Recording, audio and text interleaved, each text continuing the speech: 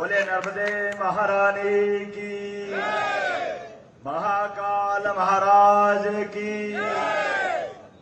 आज के इस कार्यक्रम में खासकर हम सबका सौभाग्य, विद्यार्थी परिषद, युवा मोर्चा और अभी एक कार्यकर्ता बता रहे थे भैया हमारे माननीय प्रहलाद जी पटेल साहब, उनको किसी कार्यकर्ता ने बताया हमारे बीच माननीय राष्ट्रीय अध्यक्ष जब आए शहडोल की इस धरती पर, पुण्य भूमि पर, आप 32 साल 28 दिन पहले भी युवा मोर्चा के राष्ट्रीय अध्यक्ष बनके इसी धरती पे आए हैं। जोरदार तालियां बजाओ इस पुण्य धरा पर।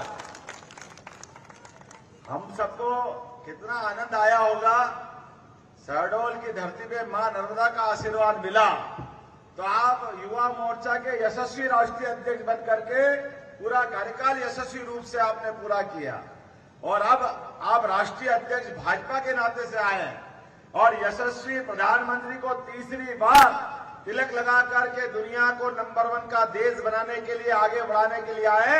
जोरदार तालियां बजाओ एक बार माननीय नड्डा जी के लिए, भाजपा के यशस्वी अध्यक्ष। जहां आपके कदम पड़े, जिस दिशा में दुनिया की सबसे बड़ी पार्टी का गौरव अगर मिला है तो आपकी मौजूदगी से मिला है। हमारा सौभाग्य है।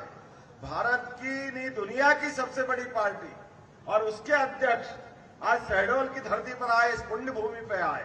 और अभी अभी जिनने अपना मार्गदर्शन दिया हमारे शुभंकर अध्यक्ष भाजपा के और खजुराहो के सांसद माननीय बीडी शर्मा जी, उनका भी वंदन है, अभिनंदन है। जोरदार ताली बजाकर बीडी जी का भी स्वागत करें। और समादरणीय डॉक्टर महेंद्र सिंह जी, हमारे लोकसभा के प्रभारी। अब आप तालियां बजाते रहो, मैं नाम बताता रहूंगा। जोरदार तालियां बजाते रहो। माननीय प्रहलाद पटेल जी हमारे क्लस्टर प्रभारी और यशस्वी सरकार के मंत्री भी हैं। हमारे साधेंदु तिवारी जी, दिलीप जायसवाल जी, हिमाद्री सिंह जी जो अभी प्रत्याशी है यहाँ पे, और मैं 2-3 नाम नहीं बोलूंगा तो अन्याय होगा। हमारे बीच इसी लोकसभा से पहले सांसद रहे मान्यवर ज्ञान सिंह जी, जोरदार अभिनंदन करो ज्ञान सिंह जी का। और हमारे बीच वरिष्ठ नेता जय सिंह मरावी जी, जोरदार अभिनंदन जय सिंह मरावी जी का। और साथ ही साथ बिसाऊ लाल जी, 7 बार के विधायक। जोरदार तालियां बजा। और पूरे मंच का सारे के सारे पदाधिकारी। मैं चूंकि भाई साहब को बोलना है और मूलतः थोड़े दिन पहले ही मैं यहाँ शहडोल में कार्यक्रम करके गया हूँ। भाई साहब, जब से हमारी सरकार बनी और आपका आशीर्वाद मिला है, हमने तय किया है कि हमारे अपने ऐसे अंचल जहाँ विकास के भी और गुंजाइश है वहाँ हम पर्याप्त ध्यान दें। मुझे इस बात की प्रसन्नता है, उन जिलों में से सबसे पहले मेरा कहीं प्रवास हुआ है तो शहडोल की इस धरती पे हुआ था, इस स्थान पे हुआ है। और साथ ही साथ हमने तय किया कि जबलपुर के इस क्षेत्र में रानी दुर्गावती, रानी अवंतीबाई, हमारे यशस्वी वीरांगनाएं जिनने इतिहास में एक अलग प्रकार की जिंदगी जीकर दुनिया के अंदर एक मिसाल कायम की। हमारी पहली कैबिनेट अगर कहीं हुई है तो जबलपुर में रानी दुर्गावती और रानी अवंतीबाई के नाम पे हुई है। हमारे अपने इस क्षेत्र के अंदर जिस प्रकार से विकास के कामों को लेकर के हमने कदम बढ़ाए, जनता के बीच यद्यपि 100 दिन का ही हमारा समय हुआ है, लेकिन 100 दिन से भी कम समय में हमने कोशिश की है कि क्षेत्र के अंदर जहां जहां जनता की मांग होगी वहां विकास के नए नए कीर्तिमान गढ़ेंगे। खास करके शहडोल में मेडिकल कॉलेज तो बनेगा ही बनेगा, लेकिन आयुर्वेदिक कॉलेज की भी हमने घोषणा की है। आयुर्वेद के इस क्षेत्र में औषधियों का बड़ा क्षेत्र है, बड़ी संभावना है और आने वाले समय में ऐसे कई निर्णय किए जो पूरे देश के राज्यों के लिए भी अनुकरणीय है। उदाहरण के लिए हमने कहा, आपने शपथ दिलाई थी कि हम जनता की सुविधा के लिए, भ्रष्टाचार को रोकने के लिए सरकार कदम उठाए। मुझे इस बात की प्रसन्नता है, हमने निर्णय किया है अपने राज्य के अंदर कोई भी अपनी जमीन खरीदेगा बेचेगा तो पटवारी की यहाँ चक्कर नहीं लगाना पड़ेंगे। अपने यहाँ पटवारी नामांतरण करके उनके घर पे पहुंचाएंगे। ये हमारी सरकार का निर्णय हुआ है। हमें इस बात की प्रसन्नता है कि लगातार ऐसे कई निर्णय हमने किए हैं जिन निर्णय के बलबूते पर खास करके बगल में यहाँ एक थोड़ी सी दूर पे एक और बहुत बड़े नेता कांग्रेस के हैं जिनके एक नहीं 2 हेलीकॉप्टर है। वो हेलीकॉप्टर से उड़ते हैं और हेलीकॉप्टर से उतरते हैं, लेकिन गरीब आदमी के लिए हेलीकॉप्टर की कोई सुविधा नहीं दी। उनने 13 महीने की सरकार चलाई, उस सरकार में भी कोई सौगात नहीं दी। मुझे प्रसन्नता भाई साहब, आपने मौका दिया, माननीय मोदी जी ने मौका दिया। हमने पीएम श्री हेलीकॉप्टर एम्बुलेंस की सुविधा दी है, जिसके माध्यम से कोई भी गरीब आदमी, अगर उसका बच्चा, उसका बड़ा, उसके परिवार का कहीं हॉस्पिटल में गंभीर स्थिति में है और हॉस्पिटल में आगे इलाज की संभावना नहीं है, तो कलेक्टर और डॉक्टर डिसाइड करेंगे, तो हम अपनी एयर एम्बुलेंस पहुंचाएंगे, जिससे उसकी पूरी आगे की इलाज की व्यवस्था हो सके। अर्थात गरीब आदमी के लिए भी हेलीकॉप्टर की सुविधा होगी, और केवल हेलीकॉप्टर नहीं, उसमें डॉक्टर भी रहेगा, नर्स भी रहेगी, सारी व्यवस्था के साथ। और यही नहीं, रास्ते में कोई एक्सीडेंट हो जाए और कोई कारण से वह गंभीर हालत में व्यक्ति पड़ा है, ऐसे में एयर एम्बुलेंस की आवश्यकता है। हमारी सरकार ने निर्णय किया है, एयर एम्बुलेंस के माध्यम से उसकी जान बचाई जाएगी। हमारे लिए इतना ही नहीं, आगे बढ़ करके धार्मिक पर्यटन को लेकर के जबलपुर से आकर के किसी को अमरकंटक आना है, तो धार्मिक यात्रा के माध्यम से अभी तक केवल सड़क मार्ग से आते हैं, या ट्रेन से आए तो पेंड्रा रोड से आ सकते थे। लेकिन आने वाले समय में जैसा केदारनाथ बद्रीनाथ में होता है, हेलीकॉप्टर से हमारे यात्री आ सकते हैं और वापस जा सकते हैं। ये सुविधा हम देने वाले हैं। अपने अमरकंटक के अंदर शहडोल की पट्टी पे उतर करके वहां से लोग आएंगे और अपने दर्शन करके जाएंगे। पूरे प्रदेश में ये यात्रा लागू कर रहे हैं। पर्यटन के क्षेत्र के माध्यम से ये बहुत बड़ी सौगात मिलेगी। इसके अलावा हमारा भौगोलिक दृष्टि से बहुत बड़ा प्रदेश है, और अभी हमारे यहाँ कई जगह हवाई पट्टी है, लेकिन हवाई पट्टी पे आने जाने के लिए विमान की सेवा की कमी पड़ती है। जबलपुर का भी बहुत बड़ा एयरपोर्ट आपके माध्यम से मिला है। जोरदार ताली बजा नरेंद्र मोदी जी के, जिनकी सरकार में इतना बड़ा एयरपोर्ट मिला है। तो हमने निर्णय किया है कि हमारी हवाई पट्टी पे इंटर स्टेट एविएशन के माध्यम से छोटे प्लेन, जिनको अर्जेंट में जाना हो, अभी हमको भोपाल जाना तो 6 से 8 घंटे लगते हैं, ग्वालियर जाना तो और ज्यादा टाइम लगता है। अब इंदौर, उज्जैन, ग्वालियर, भोपाल, रीवा, जहां कहीं भी जाना हो, छोटे प्लेन के माध्यम से हमारे यात्री उसका भी लाभ ले सकेंगे, ताकि अपने बीच आने जाने की ये जो नई सुविधा है, इसका लाभ मिले। मैं आज के इस अवसर पर कई सारी और बहुत सारी बात बता सकता हूं, लेकिन आप बताइए कि जो छोटे छोटे काम हमारे बच्चे जो कॉलेज में पढ़ते हैं, वो मार्कशीट संभालने के लिए, ट्रांसफर टीसी सर्टिफिकेट संभालने के लिए लगातार पुराने जमाने के सिस्टम चलते आ रहे हैं। अब नरेंद्र मोदी जी के राज में नवाचार करते हुए डीजी लॉकर के माध्यम से युवाओं के सभी प्रकार के दस्तावेज डीजी लॉकर में रखे जाएंगे, और जहां कहीं भी जाएंगे वो केवल मोबाइल दिखाएंगे, उनके सारे दस्तावेज लेके वहां दिखा सकते हैं। ये बड़ी सौगात हमने दी है। इतना ही नहीं, हर जिले के अंदर अलग अलग प्रकार के उद्योग को लगाने की श्रृंखला तैयार कर रहे हैं, ताकि हर एक क्षेत्र में आए। और ये जिस जगह हम बात कर रहे हैं, ये तो कोदो कुटकी और बाजरे का क्षेत्र है, ज्वार का क्षेत्र है। हमने तय किया है कि कोदो कुटकी में 1000 रुपया प्रति क्विंटल यहां पर इनका अलग से सरकार बोनस देगी, जिसके कारण से अब 4000 रुपये प्रति क्विंटल यहां पर कोदो कुटकी खरीदा जाएगा। और यहां से ही 125 रुपया क्विंटल का बोनस हमने गेहूं में दिया है, अर्थात 2400 रुपये क्विंटल गेहूं अभी खरीद रहे हैं, और हाथों हाथ भुगतान होगा। जोरदार ताली बजा करके हमारे अपने यशस्वी अध्यक्ष को बताइए। और इससे आगे धान की खरीद में भी अभी आपका धान हमने खरीद लिया है, लेकिन सरकार की पूरे बजट की हमारी मीटिंग नहीं हो पाई थी, तो आप चिंता मत करना, धान का भी बोनस हमारे किसानों को दिया जाएगा, कोई कमी कसर बाकी नहीं रहेगी। यह हमारी सरकार का निर्णय है। ऐसे कई निर्णय हम करने वाले हैं, जिन निर्णय के माध्यम से अपने क्षेत्र के अंदर विकास के नए नए दरवाजे खोलेंगे। मेरी अपनी ओर से इस धरती पर, मध्य प्रदेश की धरती पर, यद्यपि हमें इस बात का गर्व है, आपका विशेष रिश्ता हमारे मध्य प्रदेश से है। आप हमारे प्रदेश के दामाद है, जबलपुर में आपकी ससुराल है, इस नाते से हमारा अधिकार भी आप पे ज्यादा है। ये रिश्ता परमात्मा करे हमारे प्रदेश के लिए फलदायी हो, सुखदायी हो। आपका आशीर्वाद सदैव मिलता रहा है। अब जोरदार ताली बजाकर हमारे राष्ट्रीय अध्यक्ष का अभिनंदन करें और संकल्प करें, जो जहां है वहां से खड़े होकर के आने वाले लोकसभा के चुनाव में हमारे सबके एक एक वोट आप सब अब नरेंद्र मोदी बनकर के काम करेंगे। यशस्वी प्रधानमंत्री के रूप में जैसे मोदी जी ने आह्वान किया है कि भारत को दिव्य और भव्य बनाना है, इसलिए अब अपने पास समय बहुत सीमित है। यद्यपि हमारी ये सीट बहुत अच्छी सीट है, लेकिन और ताकत लगाना है, एक नया रिकॉर्ड बनाना है। बोलो सब तैयार हो? इधर से आवाज दे, तैयार है?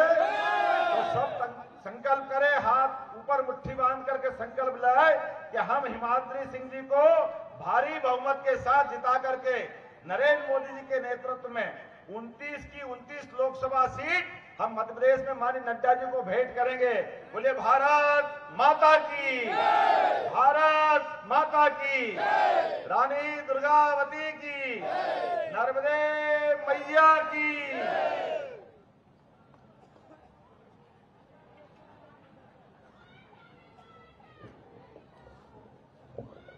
हमारे संचालक महोदय कह रहे थे कि 32 साल पहले आदरणीय नड्डा जी जब युवा मोर्चे के अध्यक्ष बने थे, तो पहला कार्यक्रम शहडोल में हुआ था।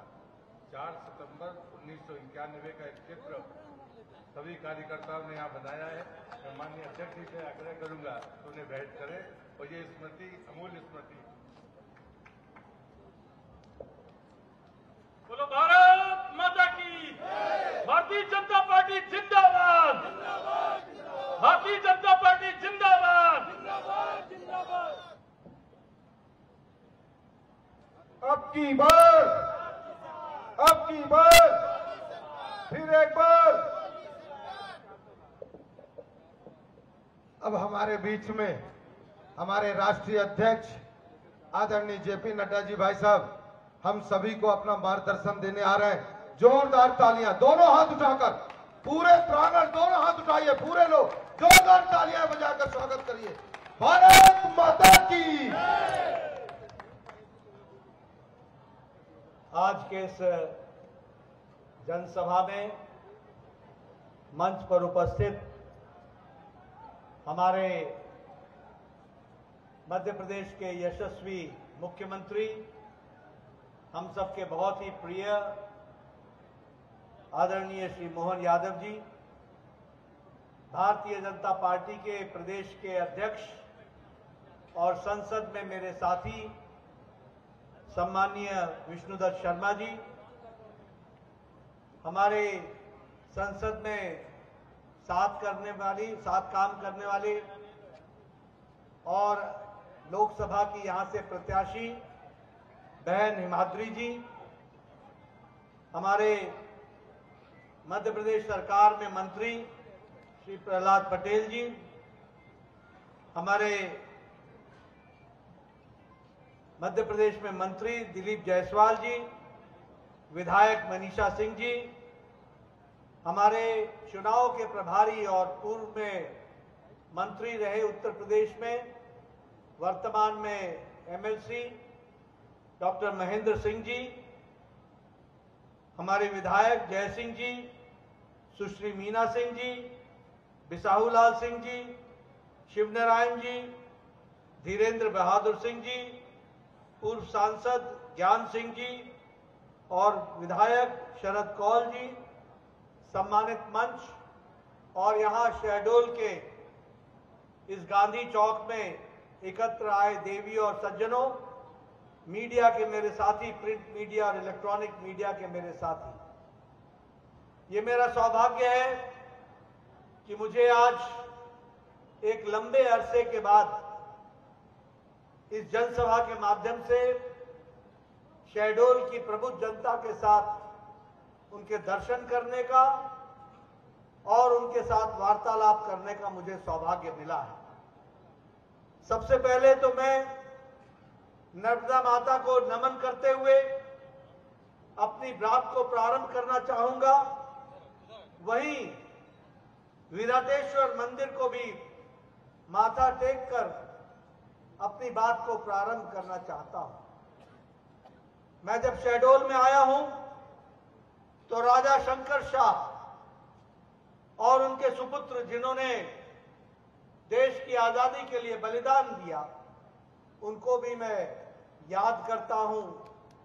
और जब मैं इस धरती पर आया हूं तो रानी दुर्गावती का बलिदान, रानी दुर्गावती की कर्मस्थली उसको भी मैं नमन करके अपनी बात को प्रारंभ करता हूं। मुझसे पहले बहुत सी बातें मेरे मुख्यमंत्री जी ने आपके सामने कही है। मैं एक ही बात कहना चाहता हूं कि आपने देखा होगा लंबे समय तक शहडोल मध्य प्रदेश ने वो दौर भी देखा है जब इस सारे इलाके की उपेक्षा होती रही, विकास के नाम पर नगण्य था। उस समय जो सरकारें बना करती थी वो सरकारें समाज को बांटकर, जाति के आधार पर,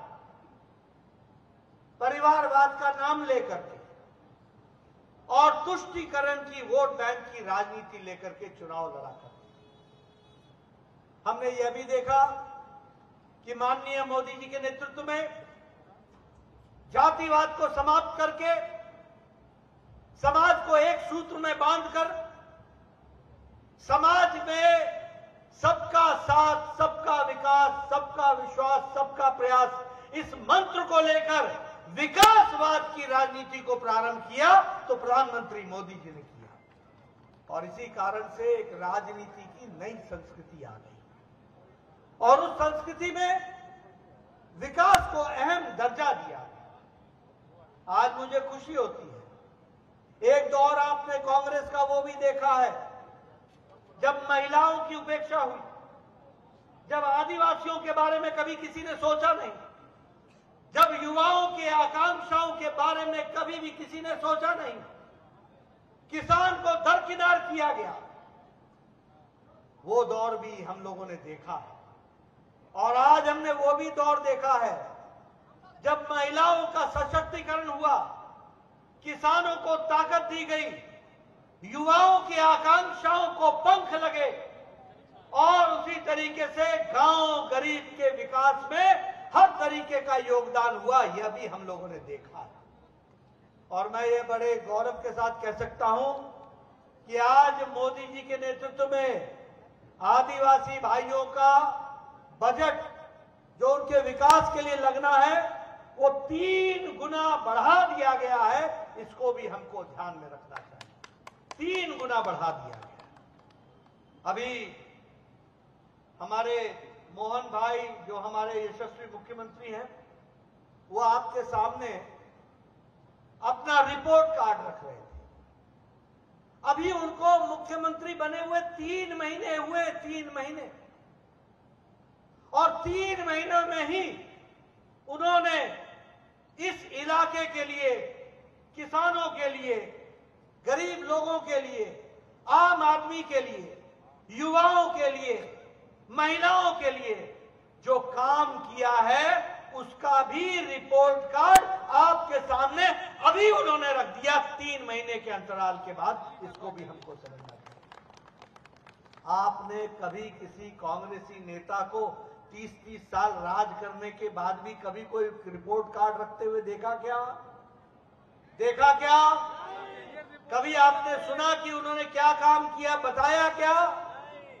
और हमारी संस्कृति देखो कि हम 3 महीने में ही अपना रिपोर्ट कार्ड आपके सामने रखते हैं। यह है परिवर्तन, यह है राजनीतिक दृष्टि से सोचने का तरीका। हम गांव के लिए आए हैं, हम गरीब के लिए आए हैं, हम वंचित के लिए आए हैं, हम पीड़ित के लिए आए हैं, हम शोषित के लिए आए हैं, हम किसानों के लिए आए हैं, हम महिलाओं के लिए आए हैं। इस बात की चिंता करने वाले अगर हैं तो वह प्रधानमंत्री मोदी जी हैं और उनका अनुकरण करते हुए आज मोहन यादव जी के नेतृत्व में इनकी सरकार मध्य प्रदेश की चिंता कर रही है। इसको भी हमको याद रखना चाहिए। मैं आपको याद दिलाना चाहता हूं, 2014 के पहले बोलो आतंकवाद का साया था कि नहीं था? बोलो था कि नहीं था? आए दिन आतंकवादियों की घटनाएं घटती थी कि नहीं घटती थी? आज कोई आतंकवादी सुनने को मिलता है क्या? उनको बराबर का जवाब दिया गया कि नहीं दिया गया? आपने सुना होगा 2014 के पहले हर दिन नए घोटाले होते थे कि नहीं होते थे? बताओ भैया, होते थे कि नहीं होते थे? आज ईमानदारी का शासन है कि नहीं है? भ्रष्टाचारियों के खिलाफ एक्शन हो रहा है कि नहीं हो रहा है? बोलो, होना चाहिए कि नहीं होना चाहिए? जोर से बोलो। घोटालों के खिलाफ एक्शन होना चाहिए कि नहीं होना चाहिए? हो रहा है कि नहीं हो रहा है? मित्रों, ये बताओ, पहले महिलाओं की उपेक्षा होती थी कि नहीं होती थी? बोलो, महिलाओं की उपेक्षा होती थी कि नहीं होती थी? किसानों की उपेक्षा होती थी कि नहीं होती थी? आज उनकी चिंता हो रही है कि नहीं हो रही है? मित्रों, ये बदलता शासन है। और हम इसके साथ साथ यह भी कहेंगे कि मोदी जी के नेतृत्व में सांस्कृतिक पुनर्जागरण हो रहा है। सांस्कृतिक पुनर्जागरण हो रहा है। बोलो, आप कहते थे कि नहीं कहते थे, राम लला हम आएंगे, मंदिर वहीं बनाएंगे, बोलते थे कि नहीं बोलते थे? बोल रहे हो कि नहीं बोलते थे? और हमारे कांग्रेसी भाई बोलते थे, तिथि कब बताएंगे, तिथि कब बताएंगे। ये अलग बात है कि 22 जनवरी को आप नहीं आए, भव्य राम मंदिर का मंदिर बना और राम लला की प्राण प्रतिष्ठा हुई, वो भी हम लोगों ने देखा। आज समाज का सशक्तिकरण हो रहा है, महिलाओं का सशक्तिकरण हो रहा है, युवाओं को ताकत मिल रही है और किसानों को मुख्य धारा में लाने का काम हो रहा है। इस तरीके से आज मोदी जी के नेतृत्व में काम को आगे बढ़ाया जा रहा है। मैं यहां यह भी आपसे कहना चाहता हूं कि विकास की दृष्टि से तो काम हुआ ही हुआ, लेकिन मध्य प्रदेश भी इसमें पीछे नहीं रहा है। और जब मैं मध्य प्रदेश की बात करता हूं तो मैं आपके सामने एक तस्वीर रखना चाहता हूं। जब मैंने कहा गांव, गरीब, वंचित, पीड़ित, शोषित, दलित, इनके विकास के काम हुआ है, तो मैं आपको बताना चाहता हूं कि प्रधानमंत्री किसान सम्मान निधि में अगर 11 करोड़ 78 लाख लोगों को हर चौथे महीने 2000 रुपए देने का काम हुआ है, तो 80 लाख किसान वो और कहीं के नहीं हैं, वो मध्य प्रदेश के हैं। और 3 लाख किसान शहडोल के हैं, जिनको 2000 रुपए प्रति चौथे महीने देने का काम प्रधानमंत्री जी ने किया। और ये बैंक के खाते में सीधे पैसा जाता है, कोई बिचौलिया बीच में नहीं है। ये बदलता भारत है, इसको भी हमको याद रखना चाहिए। उज्ज्वला योजना में 10 करोड़ लोगों को जहां गैस का कनेक्शन दिया गया, वहीं 82 लोग बहनों को मध्य प्रदेश में उज्ज्वला गैस का कनेक्शन दिया गया और आपके शहडोल में 3 लाख बहनों को गैस का कनेक्शन दिया गया। मैं यही आपको बताना चाहता हूं, जल जीवन मिशन में 11.3 करोड़ यानी 11 करोड़ 30 लाख लोगों के घरों में हर घर जल, हर घर नल पहुंचाने का काम हुआ है। वहीं मध्य प्रदेश में 55 लाख घरों में हर घर नल, हर घर जल पहुंचा है और शहडोल में 4 घरों में हर घर नल, हर घर जल पहुंचा दिया गया।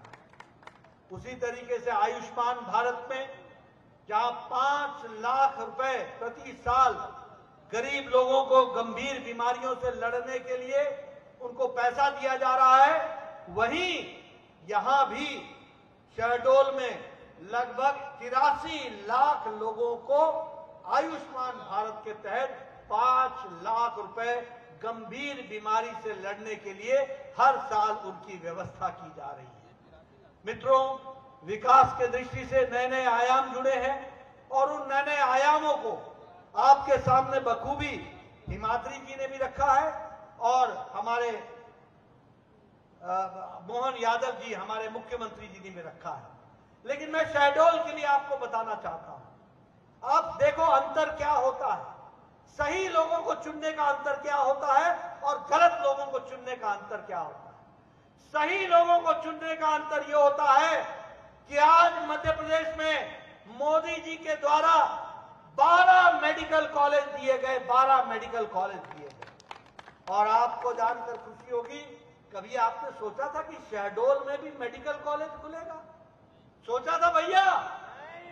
आज आपको शहडोल में भी मेडिकल कॉलेज दिया गया है, इसको आपको याद रखना चाहिए। कभी आपने सोचा था कि आपका टूटा फूटा ये जो शहडोल का रेलवे स्टेशन है ये बदलेगा? आज आपको जानकर खुशी होगी कि हिमाद्री जी के नेतृत्व में मोदी जी ने शहडोल, उमरिया, बिजूरी और अनूपपुर में चारों रेलवे स्टेशन का कायाकल्प होगा और अब आपको एयरपोर्ट और रेलवे स्टेशन में अंतर नहीं होगा और इसमें 56 करोड़ रुपए खर्च हो रहे हैं। 56 करोड़ रुपए। ये विकास की कहानी, इस विकास की कहानी को हमको सुनना हो। आज आप सब लोग विदेश जाना चाहते थे कमाई करने के लिए, नौकरी करने के लिए। आपका पासपोर्ट स्टेशन कहां था? आपका पासपोर्ट स्टेशन या तो जबलपुर या भोपाल। आज आपको शहडोल में पासपोर्ट ऑफिस खोल करके उसकी सौगात दी गई है, यह भी आपको याद रखना चाहिए।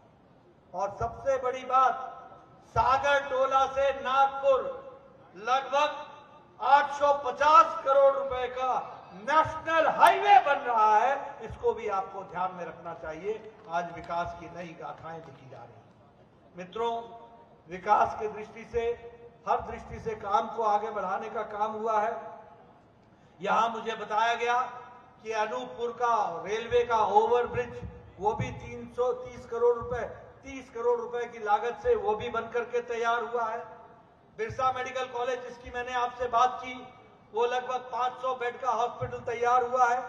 1000 रोगियों की व्यवस्था की गई है ताकि उनकी रोगियों की चिंता हो सके।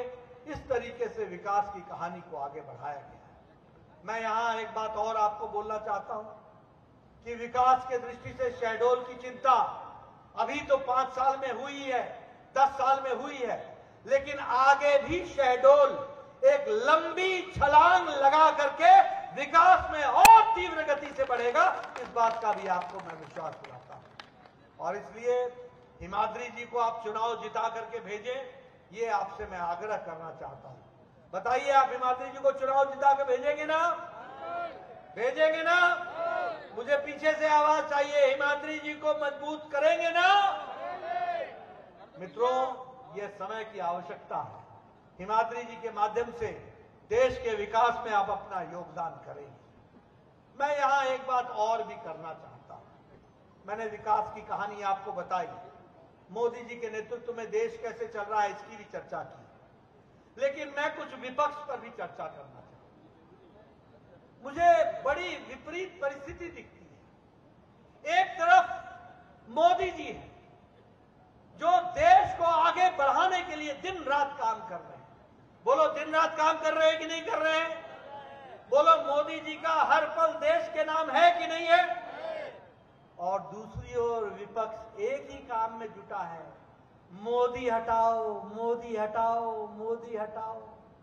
और मोदी जी कह रहे हैं देश को आगे ले जाओ, देश को आगे ले जाओ, देश को आगे ले जाओ। इस तरीके के काम को आगे बढ़ाओ।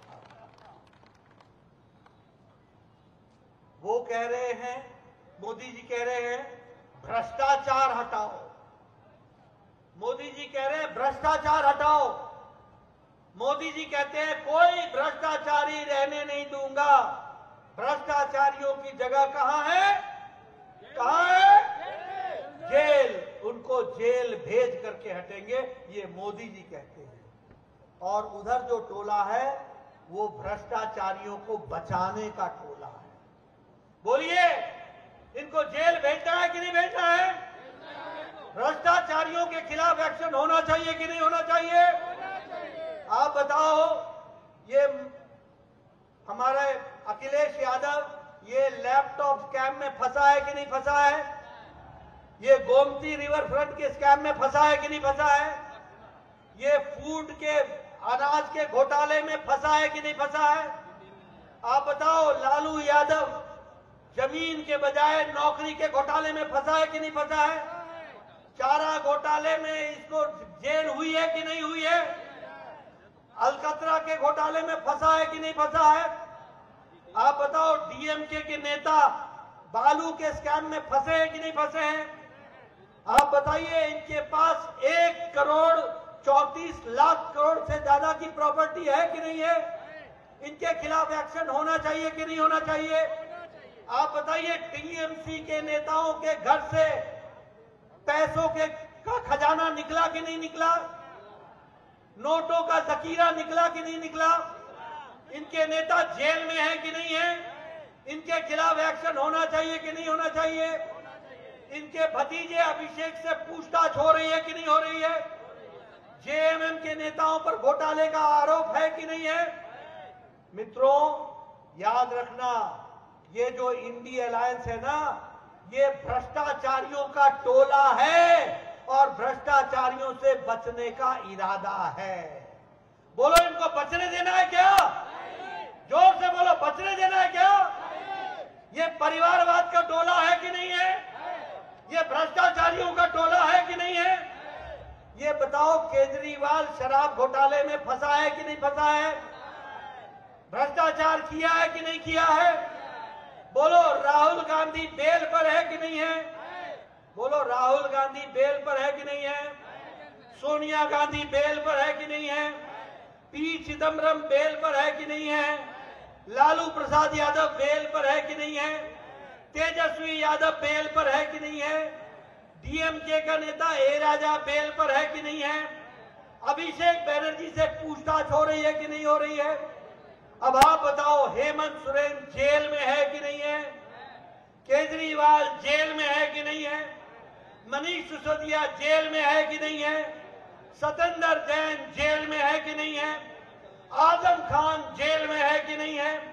प्रिया मलिक जेल में है कि नहीं है? ये इंडी अलायंस का जो टोला है, या तो बेल पर है या जेल में है। यही इंडी अलायंस है। और मित्रों, ये 2024 में आपका वोट तय करेगा। मोदी आगे बढ़ेंगे तो देश आगे बढ़ेगा, और इंडी अलायंस देश जेल पर होगा, जेल में होगा। ये बात याद रखना। मित्रों, ये परिवारवाद का टोला है कि नहीं है? बोलो, फारूक अब्दुल्ला का परिवार की पार्टी है कि नहीं है? महबूबा की पार्टी परिवार की पार्टी है कि नहीं है? बादल की पार्टी परिवार की पार्टी है कि नहीं है? चौटाला की पार्टी परिवार की पार्टी है कि नहीं है? अखिलेश की पार्टी परिवार की पार्टी है कि नहीं है? लालू की पार्टी परिवार की पार्टी है कि नहीं है? ममता की पार्टी परिवार की पार्टी है कि नहीं है? ये केसीआर की पार्टी परिवार की पार्टी है कि नहीं है? ये करुणानिधि की पार्टी परिवार की पार्टी है कि नहीं है? ये शरद पवार की पार्टी परिवार की पार्टी है कि नहीं है? ये उद्धव की पार्टी परिवार की पार्टी है कि नहीं है? ये सब परिवार। ये बताओ, सोनिया गांधी, राहुल गांधी, प्रियंका गांधी, ये परिवार की पार्टी है कि नहीं है? इसलिए हमारी लड़ाई जनता के हित की लड़ाई है। उनकी लड़ाई परिवार को बचाने की लड़ाई है। हमारी लड़ाई जनता और देश को आगे ले जाने की लड़ाई है। मोदी जी की लड़ाई देश को अग्रसर करने की लड़ाई है। मोदी जी की लड़ाई किसानों के भले की लड़ाई है। मोदी जी की लड़ाई युवाओं को, आकांक्षाओं को पंख देने की लड़ाई है। मोदी जी की लड़ाई गरीबों को ताकत देने की लड़ाई है। मोदी जी की लड़ाई महिलाओं को ताकत देने की लड़ाई है। और उनकी लड़ाई परिवार बचाने की लड़ाई है, भ्रष्टाचारियों को बचाने की लड़ाई है। इसलिए इस लड़ाई में हिमाद्री जी को आप साथ दीजिए, कमल के फूल का बटन दबाइए और शहडोल से भी कमल खिलाइए और देश के विकास में अपना योगदान कीजिए। यही आपसे निवेदन है। आपका बहुत बहुत धन्यवाद। जय भारत, जय मध्य प्रदेश।